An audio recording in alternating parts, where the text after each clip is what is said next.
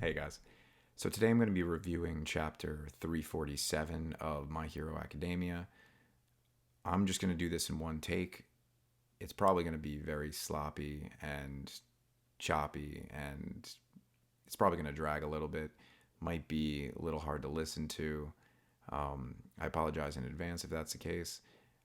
I'm just going to do it, just get into it, and hopefully, after the first few reviews I do, I can get into a little bit of a rhythm, get it a little smoother, find, my method of doing it, and, hopefully provide some cool, unique ideas on the chapters. Uh, am definitely going to have to do this before watching some of the reviewers I like because I don't want to, take any of their ideas. Only regurgitate what they're saying. So to have some original ideas, I'm probably just gonna have to make these videos first. But yeah, so let's jump right in. I'm gonna pull it up right now. Hope you guys are having a good week. That everyone's healthy and well.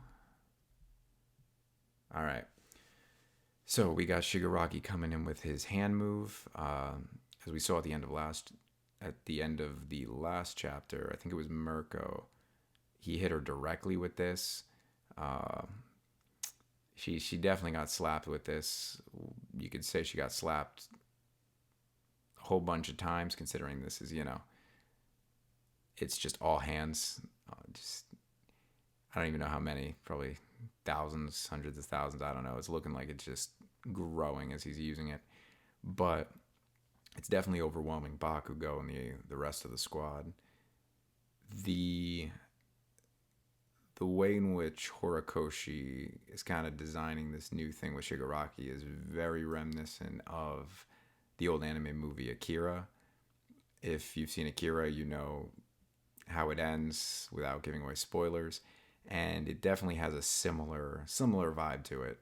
Whether Horikoshi did this intentionally or whether it was his own stylistic choice and it's just a coincidence that it looks like it is, I'm not too sure, but either way, it's definitely very cool, very interesting, and clearly very powerful because it's taking out one of Yue's towers just willy nilly using it the first time.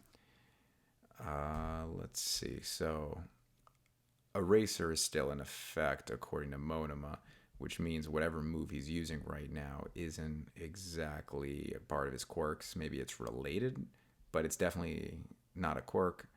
Um, Shigaraki actually explains it directly. He's so it apparently is his body adapting to evolving quirks. I imagine his this is what would have happened in the previous war if he was at 100%.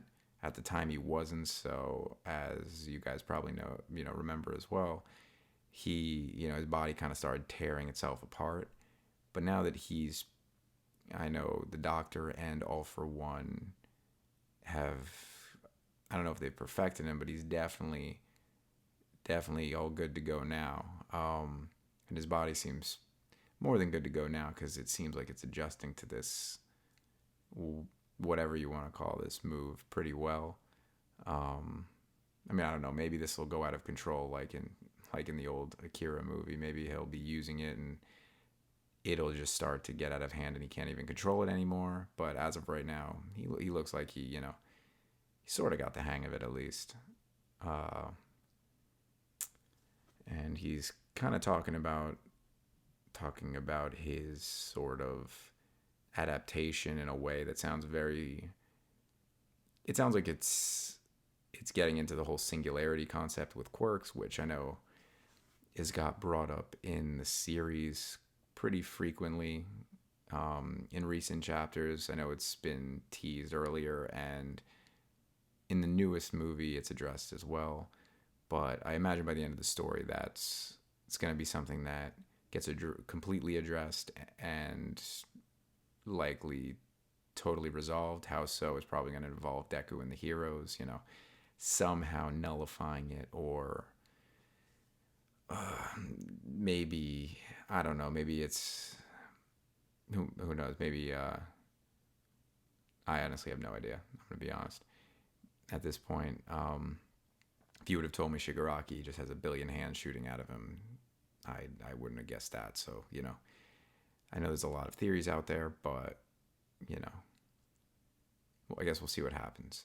Uh, but Mirko is still alive, which is great because if she was finished off there, that would have been very disappointing, especially since she's got some more time to shine after not being killed in the war. And if she was just gonna get wiped out first move, it definitely would have disappointed a lot of fans because I know she's a very popular character. I know I like her as a character as well.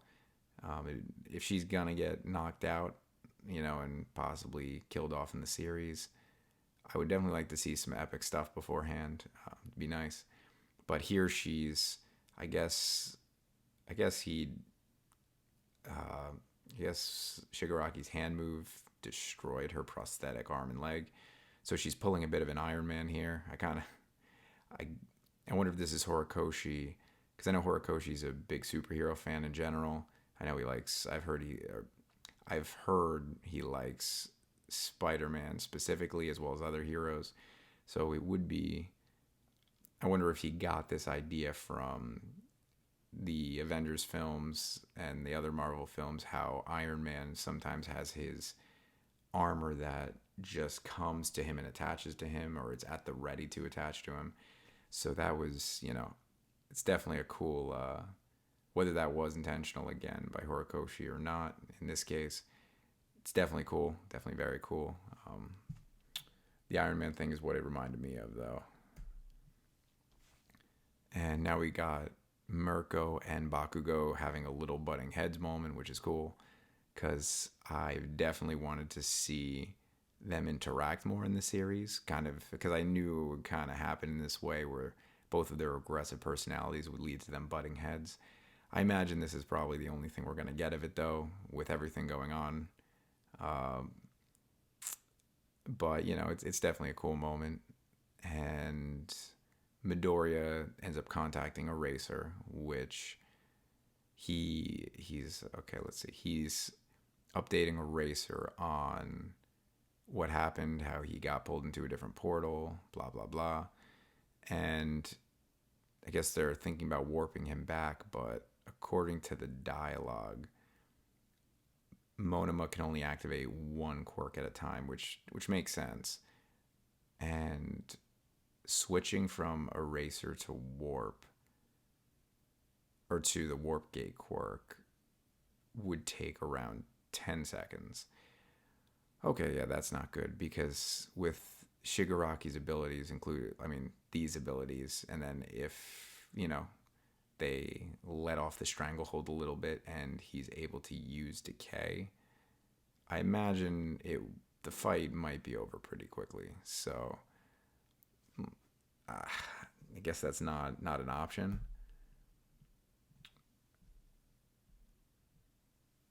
Okay. I guess yeah, the characters are realizing this as well because they're saying that one of their dialogue is saying that the moment Eraser is undone, we're finished. So I guess they kind of are on that same mindset. And Eraserhead is telling Midoriya he's got to make it back on his own. Okay, so that kind of sucks for the heroes here with Shigaraki, but you have Bakugo and the squad squaring up right now, ready to roll. I wonder how long they're going to be able to hold off Shigaraki. I imagine probably not too long, and likely Deku is probably going to show up at some point when they can't hold off anymore, and have a little like I'm here moment, kind of like All Might. Maybe I'm not sure. Maybe Horikoshi has some plot twists in mind. Maybe there's characters that are going to show up we don't expect. Maybe Deku ends up at the other battlefield for some reason with All for One before even here. Definitely a lot that can happen. Um, but we'll see what happens with that. Okay, now we're at Deku's location, which is Okuto Island, which is, I guess, a tourist island that, okay, has an aquarium, or like an aquarium that attracts tourists to this island. All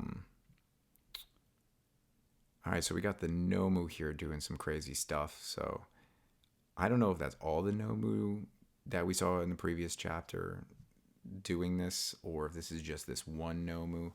Because you see its torso with like a brain in its neck, and its brain has a mouth. So maybe like all of those are extensions of his body that just are just like detaching and destroying the environment. Maybe they're the other Nomu. I can't really tell in this panel. Let's see.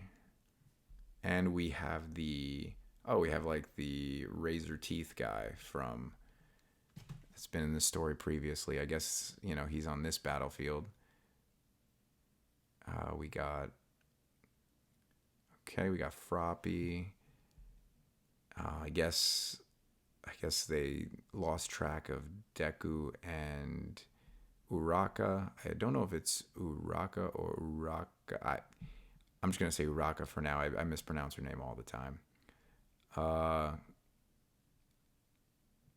Okay, so we have Deku and Uraka, I guess, in the midst of the chaos or lost in the chaos. And from behind Deku comes Toga, ready to attack.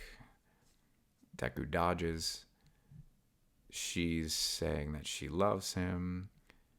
And Deku's thinking to himself, she came at me with a knife and danger sense didn't trigger. It's not recognizing the threat she poses as actual danger.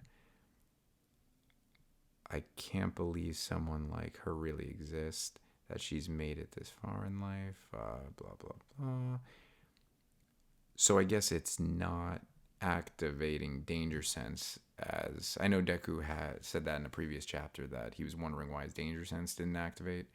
I guess it's not activating danger sense because in her own, I know her, she has Toga's character has her own mental issues and other things, but maybe in her own twisted perception, her caring about Deku and according to her loving Deku is genuine, but for some reason she hurts the people she loves. So there's no threat in her, like she's not coming at him with a threat, I guess. So that's interesting. That definitely would explain why it's not activating. I'm not sure if I'm interpreting that right. I'm kind of just like reading this on the fly with you guys right now, but that's definitely would make sense. And she's asking Deku to be her boyfriend. Okay, that's definitely interesting.